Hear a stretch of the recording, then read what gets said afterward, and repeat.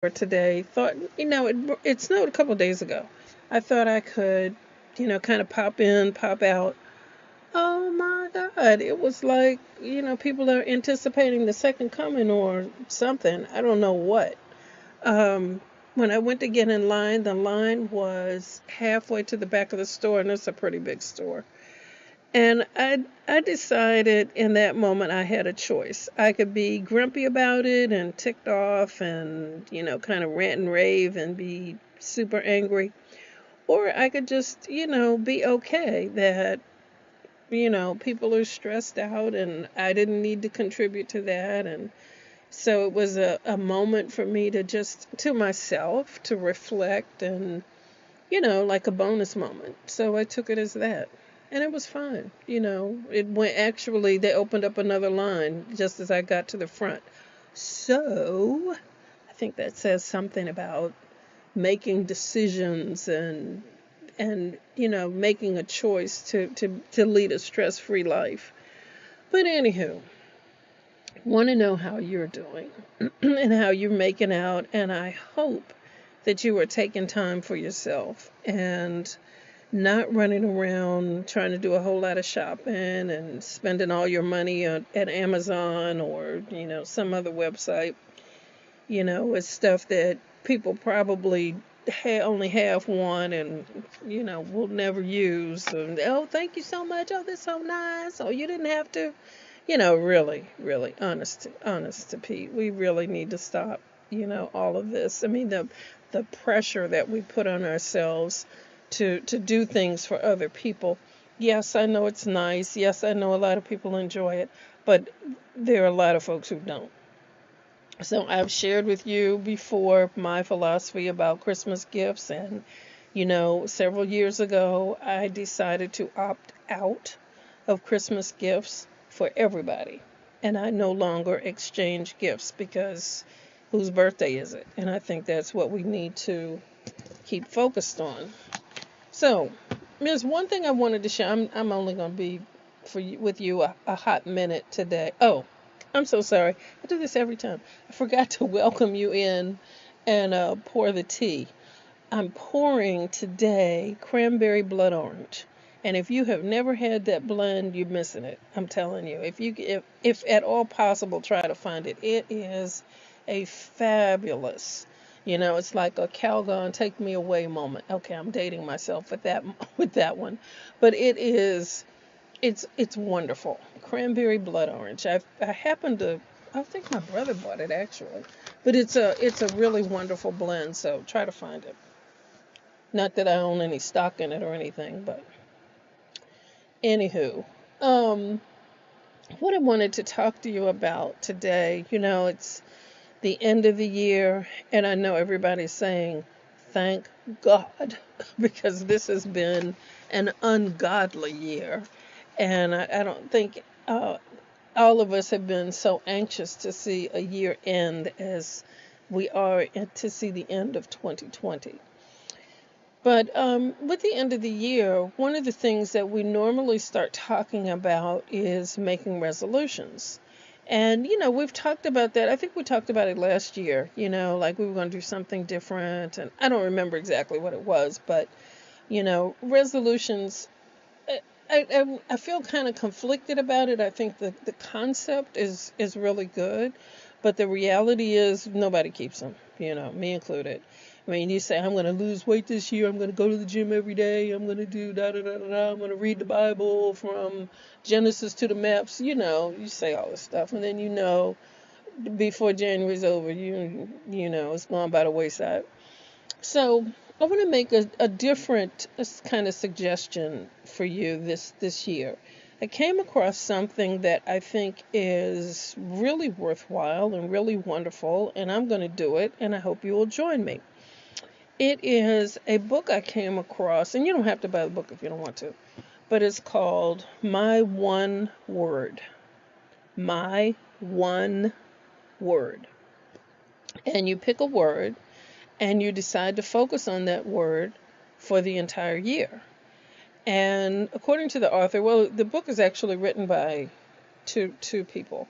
Mike Ashcroft, who is a pastor, I forgot, North Carolina, I think, and Rachel Olson. And Rachel had been doing this for several years. I think she started in like 2004 or something. And Mike Ashcroft, her pastor, invited her to challenge the church to do it. And so they liked it, and they've been doing it every year since. And in the book, she talks about some of the words that she chose and why and what she's choosing for this year. And it's really wonderful. It's a really quick read. And if at Amazon, it's like $4.99 or something like that. If you want to read the book. If you don't want to read the book, but you're interested in learning more, you can go to myoneword.org. That's myoneword.org. And there's a lot of free information there, suggestions on how to pick a word, kind of backstories about words that people have chosen and why. And some of them are really funny, some of them are really amusing. But I think it's, a really good idea. I mean, instead of, coming up with this long list of resolutions, and all these promises that you've made, that you're going to change or do something about it, this year I'm going to do it. Instead of doing all that, just pick one word that represents what you most hope God will do in your life. That's really what the concept is about. And you focus on it, for the entire year. So Rachel talks about how she collects images from Pinterest and makes a vision board from Pinterest around her one word. And she'll take she rotates the images as her screensavers, and so she's reminded of them. And so according to them, now this will be, we're going to be trying this together for the first time. You and we're doing this together. But she talks about how you start seeing this word come up over and over and over throughout the year, and it's almost magical, what's going to happen. So, in the interest of full disclosure, I will share with you the word that I have chosen for this year. And, I thought about, I'll tell you what I didn't choose. I thought about a bunch of different things. I thought about, finances. I thought about, I don't know, a whole bunch, trust. I thought about a lot of different things, And then I said, well, let me just walk away and just see what really pops up. And the word embrace popped up. And I was like, oh, okay. So, the most common use, the one you think about, most frequently, is the embrace of a man and a woman, a couple. And so, that's one definition. But another definition, I looked up the definition of embrace because I said, there's more to it. That's not really where my focus is. But it also means to cherish or to love. It means to encircle or enclose or to take up, like to readily embrace a cause or to avail oneself of. Those are from, those are Webster's definitions. So I was like, oh, okay, I like that. So then I decided to look up the occurrence of embrace in the Bible. And I found one from Song of Songs that just really, really resonated with me. And, that Song of Songs is a very kind of graphic love story. And it's really a message of Christ and his love for us in a very physical kind of way. And so the the verse that I will be standing on is from the second chapter, the sixth verse, which says, "His left arm is under my head, and his right arm embraces me." And that stands for me wanting to have a new and deeper relationship with God this coming year. that it's far more intimate, that I hear his heartbeat, that I hear more directly and more specifically from him. That's my desire for 2021. Um, because I've been a little bit too much thinking I needed to do this all on my own. And I think it's time for me to let Jesus take the wheel and for me to take a step back, but in the interest of hearing from him far more specifically than I have been. Um, if you understand what I'm saying, and I think you do. So that's kind of where I am right now. And I hope that things are well with you. I hope that this resonates for you, that it's not about making resolutions. It's not about feeling like you got to run around like a chicken with no head to buy everybody a gift and go into debt for the umpteenth time and just do, buy, cook, and be all things to all people. I don't think that's what we're created for, and I don't think God gets any glory out of that. And it's time for us to stop, especially this year. Especially this has been the most difficult year. I don't care who you are or where you are or how much money you have or anything else. This has been an incredibly difficult year on so many different levels. And so I think taking a word to focus on and making a decision on what your focus is going to be for the coming year will be an incredibly helpful and incredibly impactful thing that you can do now, and start getting ready now for next year. Um, One other thing that I want to share with you, and this is just how things can happen when you're open. Um, I met someone a couple of years ago who had been given a gift. He actually had been very, very ill a year or two before that and had died technically and had come back. And when he came back with a gift. You've heard about people like that, where they can see, and if you want to be technical, I guess we call it gift of prophecy. But I had met him, and he told me that I needed to stop eating meat.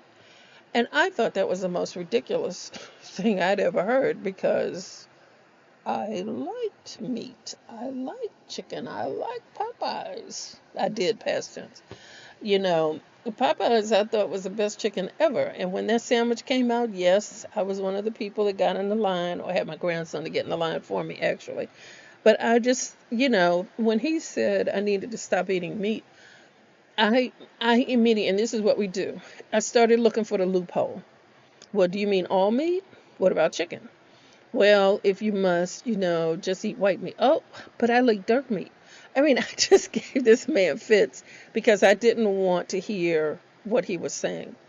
Well, I don't know what happened, but around Thanksgiving of this year, now this took me 2 years to get there, because I, kind of half-hearted tried to give up meat, and it lasted, I think, maybe a week. I don't know. But and I think looking for the loophole was the reason why I was not successful. When he said it to me, it resonated. I knew that was probably accurate. It's something that I needed to do for my health. Um, and there are a couple of reasons, for that. One, I don't like the way that our meat is raised anymore, unless you're buying it directly from a farm. And even then, you kind of, I don't know. But anywho, I digress. Anywho, Thanksgiving this year, I decided that the gentleman I had met was right, and it was time for me to stop eating meat. And so I said, okay, beginning of the year, I'm going to stop eating meat. And I said, I'll give myself, Thanksgiving and the holidays, and then I'll stop. Well, Thanksgiving was a struggle because I realized that I lost my taste for meat. I just don't want to eat it anymore. And so I started looking up, vegan. I'm not 100% there, you know. Um, I do use butter sometimes. I have an occasional egg sometimes, so I'm not like, strident about this. But Thanksgiving was the last meal of meat that I have had, and I do not miss it. I've kind of lost the taste, not kind of, I've lost the taste for it. And I'm not saying that as like a blame thing or this is something you should do. My thing is to be open to things that you need to change or tweak in your life. And sometimes it's a matter of pausing to listen, or coming back to something that you may have heard before, but just being open to what the Holy Spirit is bringing to you. And so um, I don't miss it. And I really enjoy what I'm cooking and what I'm making now. And preparing food is taking on a whole different, I'm enjoying the chopping, although I do confess the first couple of times I cut myself ridiculously. So my brother came home one day recently with this special kind of glove so that I can, stop bleeding all over the place. Because one time I managed to scrape my hand against the grater. I was grating carrot or something, and did a real job there. But anyway, I'll spare you the gory details. Anyway, the glove is, it was a wonderful addition to my kitchen. So, I'm, oh, so a couple of things. One is if you decide to make a change like that, it's amazing the kind of support you can find, because there are all kinds of groups on Facebook that you can join. I haven't joined any yet, but I did find a young woman on TikTok.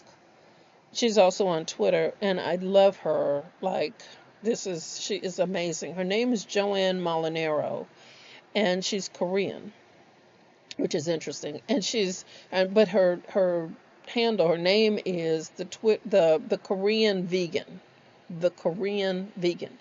And so she does these wonderful things on. I'm sure she's on everything, Instagram and every kind of platform. But she does these wonderful cooking things that are like a minute long.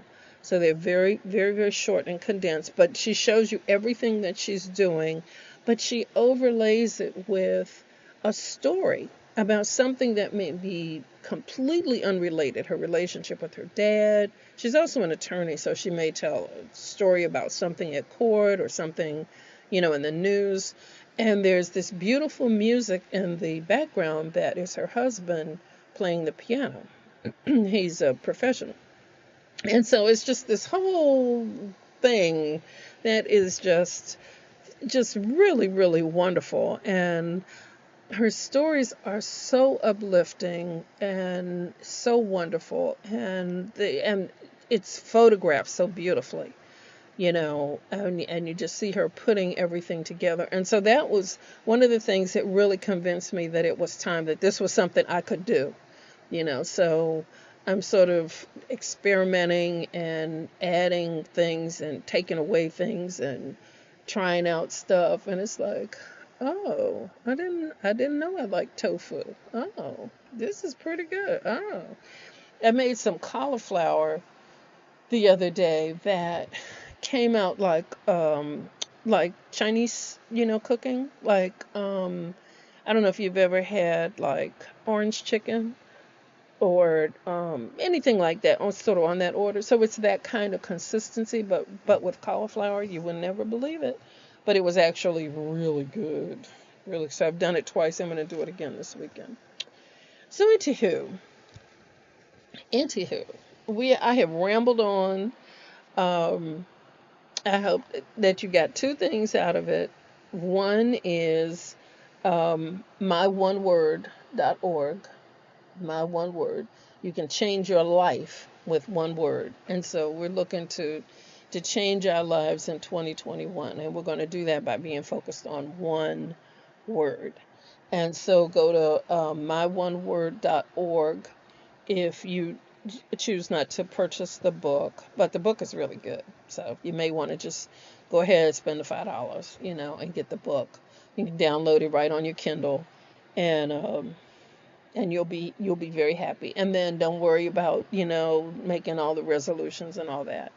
And pick your word. And I would love to know what your word is. So you can drop me a line in the Facebook group on Teatime. I'll post something so that everybody can join in and share what their word is, and that would be lovely. I'd love to read about what you've chosen as your word for the year, and then being open to hearing from the Holy Spirit, and the whole thing about whether it's changing what you eat, or changing your attitude about things, or whatever it is that you want to focus on. That may be something. And it's amazing how easy it can become. I do not miss meat. I really don't. Um, and sometimes I don't really like to smell it, to tell you the honest to God truth. Well, anyway, we're going to end here. That's about all I wanted to share with you for today.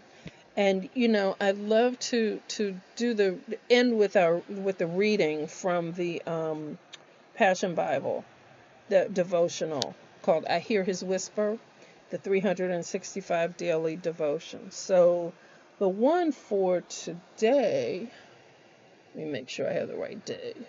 Oh, I think I do. Yes, I do. Um, and this is, it's amazing, but every day when I go to the day, it just seems to speak very specifically to, what's, well, I guess that's just the Holy Spirit. That's just how it works, but the title is "I Created to Know Joy Unspeakable." That's the title for today's reading. And this is what he says to you, beloved. "I have created you to be happy, which is why it feels so bad to be stressed, worried, and anxious.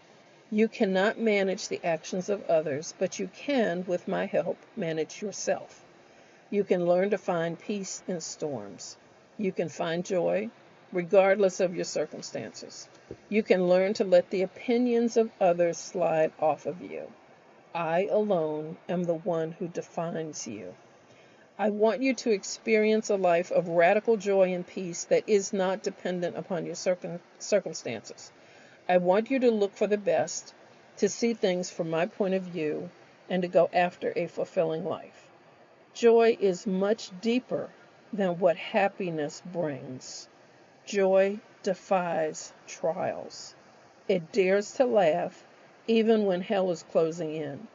It trusts in my love. It is free. It lives in radical anticipation of good. A life of joy is a life that doesn't ignore pain, but it is sourced in the reality of my presence in every situation. It is this joy, my joy, rising within you that makes you strong."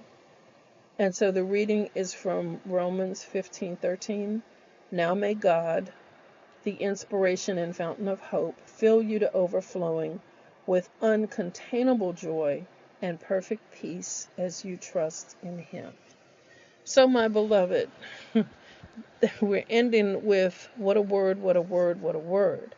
That's a word for all of us to take into the closing of 2020 and the beginning of 2021, that we're going to stretch out a little bit further on our faith and believe a little bit deeper, a little bit more of what He has. And that's particularly important these days as we see such division in this country. And sometimes it feels like God has just completely forgotten about us, because how could we have gotten to this point where neighbor hates neighbor and we're so divided? But What he's saying to us today is for us to continue to trust in him, and he will give us joy unspeakable. So, beloved, with that, be blessed this week.